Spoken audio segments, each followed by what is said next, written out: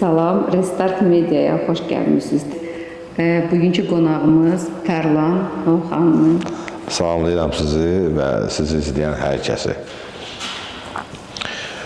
Dəvət eləmişsiniz, gəlmişik. Belə deyək. Tərlan Novxanlı kimdir? Özünü bizə qısa da olsa tanıda bilər. Tərlan Novxanlı... Və belə deyim də, təqdimata ehtiyac varmı? Ona görə bu sualı verir. Yox, əstəğfurullah, əlbəttə ki, ehtiyac hardasa var. Yəni, tanımayanlar da ola bilər bizi. Tərlan Novxanlı tanımaq istəyən zaten bu günləri elə bir dövrdə yaşayırıq ki, girib internet portallarında hardasa Google'da falan harda yazsalar Tərlan Novxanlı, artıq Tərlan Novxanlı haqqında bütün məlumatlar, bütün nə var, nə yox, hamısı çıxacaq üzə. Ona görə Tərlanı tanımaq çox rahat olacaq. Amma əslində o bizim olduğumuz sahə üzrə, bizim göstərdiyimiz işlər üzrə bir tanıtım olacaq. Əslində isə Tərlan Novxanlı ilk öncə insan olmağa çalışan bir insandır. Çünki hər şey insanlıqdan başlayır. Hər şey insan qabında olan nə varsa ondan başlayır. Mən də öz növbəmdə çalışıram ki, ilk öncə göstərdiyim sənətdir, səhnədə olan performansdır. Bunlarda öz yerində ən əsas da bir insani keyfiyyətlərimi göstərə bilim. Mənim üçün ən önəmli olanı budur. Tərlan Novxanlı belə deyək, meyxana deyib və meyxana sənətində olub, bu sənətdə ola-ola özü yazıb oxuduğu mahnılarla tanınan bir insan. Belə deyək, qısa konkret. Əslində biraz çox danışdım. Xeyr, xoşdur bizə. Tərlan bəy, yəni gördüyümüz qədər sizin xarici ölkələrdə çox gözəl performanslarınız olub və xaricdə çox sevilirsiniz. Sizcə xaricdə sevilmək gözəldir, vətəndə sevilmək? Siz belə bir sual verdiniz ki, məncə vətəndə daha sevilmək daha yaxşıdır, yoxsa xaricdə? İlk öncə sevilmək yaxşıdır. Bəli. Yəni, fərq eləmir, bilərsən ki, sevilirsən. O, yaxşı bir şeydir. Mən adını sevilməklə bağlı qoymayım, tanınmaqla bağlı qoyum. Çünki sevilmək elə bir şeydir ki, biz ürəkləri bilmirik. Ürəkləri yalnız Allah bilir. Sevənlərimiz də varsa nə xoş bizə ki, sevirlər bizi. Təbii ki, sevirlər ki, harasa dəvət eləyirlər, haradasa tədbirlərində, toylarında, şənliklərində, xoş günlərində bizi görmək istəyən insanlar var. Bu da ki, təbii ki, bizə qarşı olan sevgidən irəli gəlir.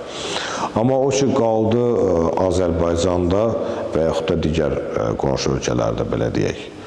Valla, mən ən çox uğur xarici ölkədə olarkən, yəni gedib göstərdiyim bir səhnədə, göstərdiyim bir performansda bir uğur qazandığıma görə, ondan sonra, belə deyək, Azərbaycanda tanınıb, sevilmişəm.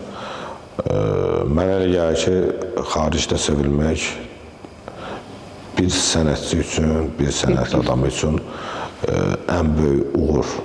Yəni, odur ki, digər ölkələrdə də sevilsin. Çünki öz ölkəmizdə haradasa, tam da olmasa, haradasa müəyyən xərclər çəkib, yəni imkan daxilində, müəyyən reklam çarxları aparıb tanına bilərsən, o tanınmaq nəticəsində sevilə də bilərsən.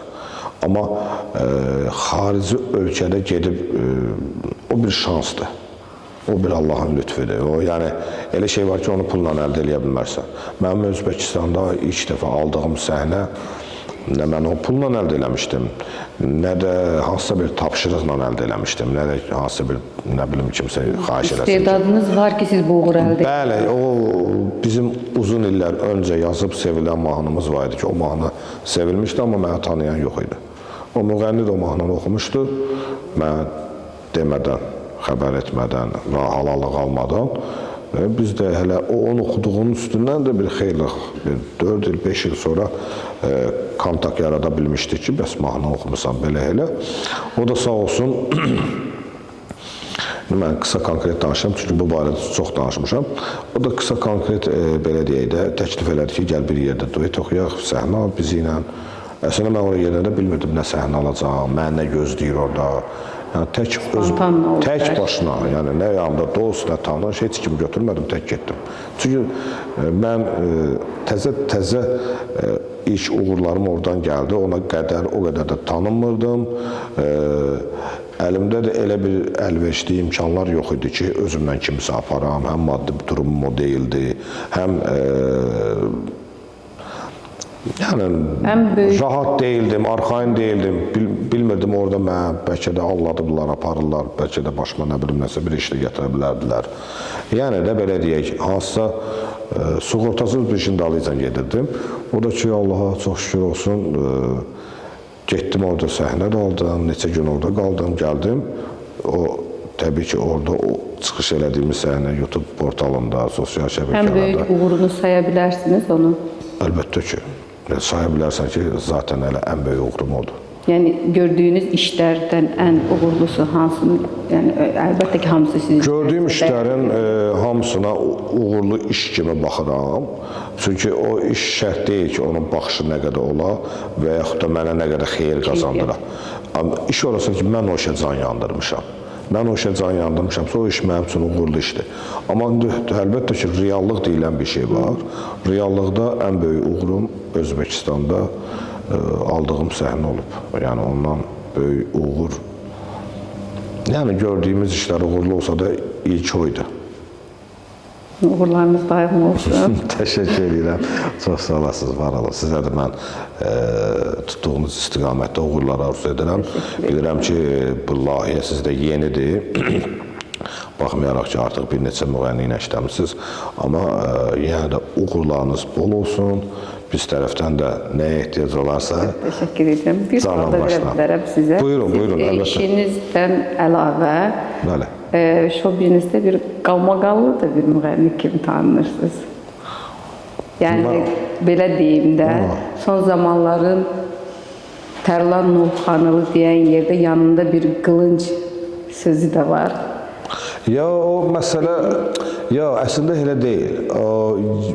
İnandırım ki, çox yanlış bir düşüncədir. Çünki mən konkret olaraq mən o qalmaqal mövzulardan, qalmaqallı sözlərdən, söhbətlərdən uzaq bir adamam. Nəyə görə? Mən özüm çalışıram ki, nəsə qalmaqallı bir məsələ olanda o məsələdən yayınam, o məsələyə ümumiyyətlə gedməyəm. Hətta özüm olmadığım yerdə bir başqasının yəni mənim adım hallanmayan bir qalmaqal olsa belə çalışıram, hətta onu da sakitləşdirəm. Ona görə mi efirə gedəndə yəni seçirsiniz, hər insanla getmirsiniz? Efirə gedəndə hər insanla getməməyimin ən əsas səbəbi odur ki,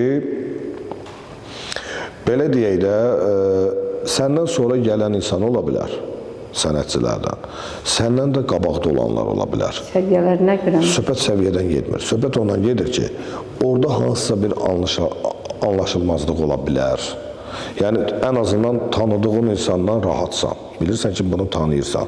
Bunu ilə sənin sözün, söhbətin uyğun gəlir. Bir də var, siz qarantiya alırsınız. Əlbəttə ki, qarantiya alırıq. Bu da ən vacib amillərdən biridir. Amma o ki, qaldı qalmaqal məsələsinə, mən qəti qalmaqalı sevən adam deyiləm. Sadəcə sözümü deyən adamam. Yəni, çəkinmədən, yəni sözümü çəkinmədən deyirəm. Əslində, elə sözlər var ki, onu deməlisən. O qalmaqal, onu sonradan çevirirlər qalmaqala bəzi insanlar. Bilirsiniz necə, mən qısa konkret deyəcəm, bu söhbəti bağlayacam. Biz səhnənin qabağıyıq, bəzi insanlar var ki, səhnənin arxasıdır. O pərdənin arxasında gördüyü qalmaqal sənin pərdənin önündə gördüyün qalmaqaldan daha böyükdür. Çünki o hazırlıqlıdır, o planı qurub, işi qurub, sadəcə olaraq, görüntü olaraq səni atıblar ortalığa, sən danışırsan. Sən də məcbursan danışmağa. Danışmasan, ya elə biləcəklər ki, haqsızsan, ya elə biləcəklər qorxaqsan, ya çox şeylər var, çox şey düşünəcəklər. Amma ya deyəcəklər bana istedadı yoxdur, ümumiyyətlə bu sənətdən anlayışı yoxdur. Deyirlər də zaten. Səni hamı istəmir, axı istəməyən insanlar var və sənə belə deyək də, əks olan sənətçilər var ki, hansı ki, dost kimi mehriban görünə bilərlər, amma arxada sənə qarşı düşmənçilik aparır, sənə qarşı. Rəqabət aparsın, rəqabəti sevirəm. Rəqabəti sevirəm, hara qədər apara bilirlərsə aparsınlar, qoy məndən üstün görsənsinlər, məndən artıq nəsə iş görsünlər, mən onu sevinərəm. Amma o rəqabət ki, adı rəqabət deyil də artıq, o düşmənçilikdir. Sən arxada iş çevirirsən ki, bilirsiniz necədir? Mən siz sual verirsiniz, o suala cavab verirəm. Mən qalıram qırağa, o nədən və yaxud da kimdən ki sual vermişdiniz, o insan çıxıb efirdə sizin haqqınızda danışmaq istəmir, amma altdan bir işlər görür. Bax, məsələ odur. Ona görə də... Mən belə başa düşdüm ki, siz həmən adama elədiyi hərəkətləri yaraşdırmadığınız üçün bu açıqlamaları, yəni o bu verilişlərdə deyək, verdiniz. Çünki sizə qarşı haqsızlıq olunmuşdu. Yaraşdırmadım, əlbəttə yaraşdırmadım. Əlbəttə bir insan tituluna uyğun olan iş görməlidir. Bir insan bu günləri hansısa bir efirdə və yaxud da çəkilişdə tamaşaçının qarşısında özünü, məsələn, belə deyək, yaxşı göstərirsə, reallıqda da həmin o yaxşı adam olsun. Siz dürüstlüyü, düzlüyü sevən adamsınız. Mən deyirəm ki, yəni... Artıq əski hərəkət olanda sevmirsiniz. Ona görə də siz bir açıqlama verəndə insanlar bunu aqressiya kimi qəbul edir. Bəli. Amma əslində siz həqiqəti danışırsınız. Həqiqəti deyirik, düz deyim, mən bu söz deyim, bəzi şeylər, bəzi amillər var ki, onu gərək heç dilə gətirməyəsən, danışmayasan. Çünki qıraqdan səni qınayırlar. Səni tanımadıqları, işi, hadisəni bilmədikləri halda səni qınayırlar. Amma sən mövzu nədirsə, əslində onu deyirsən. Sənə qarşı qısa konkret mən cavab vermişdim ki, mənə qarşı haqsızlıq olub və salam bu qədər. Yoxsa mən o söhbətin üstündə dərinə gedəcəkdim, nə də bir şey. Əslində dərinə də getmədim. O mövzu orada məndə orada bağlandı. O mövzunun başqa verilişlərdə, orada-burada təzədəndən açılması mənim günahım deyildi. Onda belə çıxır, sizin üzərinizdə reyting mi qazanırlar? Əgər siz bu temada sizə olunan haqsızlığa baxmayaraq siz cavab verməyiniz...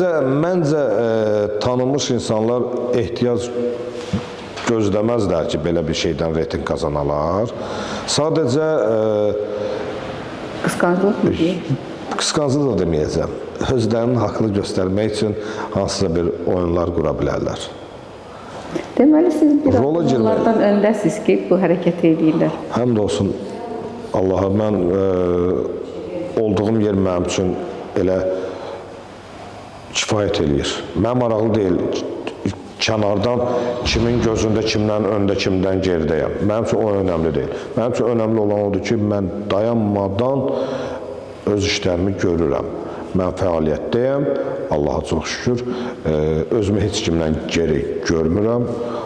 Nə qədər öndəyəmsə də o Allahın lütfüdür, mən heç nə eləmirəm, eləyən olur. Təşəkkür edir verilişimizə gəldiyiniz üçün. Siz sağ olun. Sizdən bir üzüm-üzümə eşitmək istəyərdik, sizi bir şərəfə layiq görərdiniz. Üzüm-üzümə. Bədahətən nəsə deyək? Ürəyiniz necə istəyir? Ona bədahətən bir-iki kupletlə belə deyək də, nəsə bir meyxana deyək də, mahnılarımız zaten eşidilir, sizdə ekskluziv nəsə olsun. Restart Media bizi çağırıbdır qonaq, dəvət alıb biz də etmişik maraq. Əsas odur ki, yaxşı ola səs soraq, ona görə biz bugün dəvət almışıq, ona görə biz bugün dəvət almışıq. Əsas odur ki, arzu niyyət eləmişik, ürəyə yatan şirin söhbət eləmişik. Bizə diqqət edənə diqqət eləmişik, böyüklərdən bu cür ibrət almışıq. Biz ki bu verilişə dəvət almışıq, biz ki bu verilişə dəvət almışıq. Fikirləşib sözləri tez demişdik, arada düzdür növbədə gözləmişdik. Ürəyə yatan bir neçə söz demişdik, yaxşı hər söz üçün qiymət almışıq. Sizin bu verilişdən dəvət almışıq. Biraz boğazımda qıcıqlanma yarandı da üzürlü sayın. Amma nədirsə qoy təbii qalsın elə. Hə, sizin verilişiniz bizdən balaca bir ərmağan kimi olsun. Allah xoş günlər nəsib eləsin sizə. Biz də xoş günlərdə gələk sizlərlə bir arada görsənək. Belə. Təşəkkür edirəm. Var olun, çox sağ olun.